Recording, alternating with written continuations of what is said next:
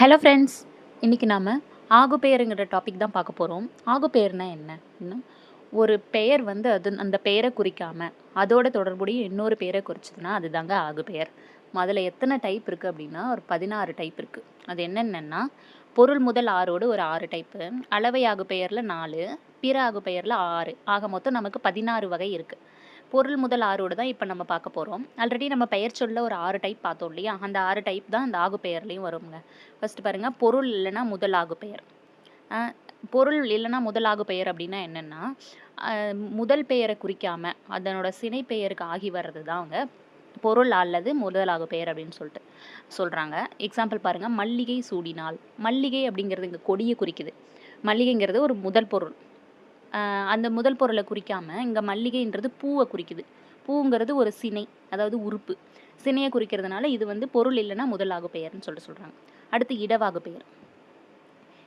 கபடி போட்டியில் தமிழ்நாடு வெற்றி பெற்றது. தமிழ்நாடுங்கிறது ஒரு இடம். அந்த இடத்த குறிக்காமல் இந்த இடத்துல தமிழ்நாடு சார்பாக போட்டியிடுறாங்க இல்லையா, அந்த நபர்களை குறிக்கிறதுனால இது வந்து இடவாகு பெயர்னு சொல்கிறாங்க. அடுத்து காலவாகு பெயர். டிசம்பர் சூடினால். டிசம்பர் அப்படிங்கிறது வந்துட்டு ஒரு மந்த்தை குறிக்குது, காலத்தை குறிக்குது.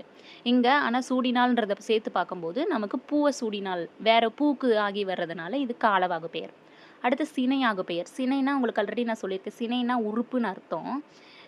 இங்கே வந்து தலைக்கு ஒரு பழம் கொடு. தலை அப்படிங்கிறது வந்து சினை, ஒரு உறுப்பை குறிக்குது. ஆனால் ஒரு பழம் கொடு அப்படின்ற போது அங்கே ஒரு மனிதனை தான் குறிக்குது. தலைன்றது தலைக்கு தனியாக நம்ம ஒரு பழம் கொடுக்கறது கிடையாது. அந்த தலையை உடைய ஒரு மனிதருக்கு கொடுக்கறதுனால, அதாவது இந்த சினை பெயர் வந்து முதல் பெயருக்கு ஆகி வர்றதுனால இது சினையாக பெயர். இங்கே பொருளாக பெயருக்கும் சினையாக பெயருக்கும் என்ன டிஃப்ரெண்ட்னா இதுதான். பொருளாக பெயர்ன்றது வந்து அதனோட முதல் பெயருக்கு ஆகாமல் சினை பெயருக்கு ஆகி வர்றது. சினையாக பெயர்னா சினை பெயர் வந்து முதல் பெயருக்கு ஆகி வர்றது தான் வந்து சினையாக பெயர். இதுதாங்க டிஃப்ரெண்ட்டு. அடுத்து பண்பாகு பெயர். பண்பு அப்படின்னா என்னென்னா இனிப்பு தின்றான். இனிப்பு அப்படிங்கிறது வந்து ஒரு பண்பு பெயர் தான். ஆனால் இங்கே பண்பை குறிக்காமல் இனிப்புங்கிற பண்டத்தை குறிக்கிறதுனால இது பண்பாகு பெயர்னு சொல்கிறாங்க. அடுத்து தொழிலாகு பெயர்.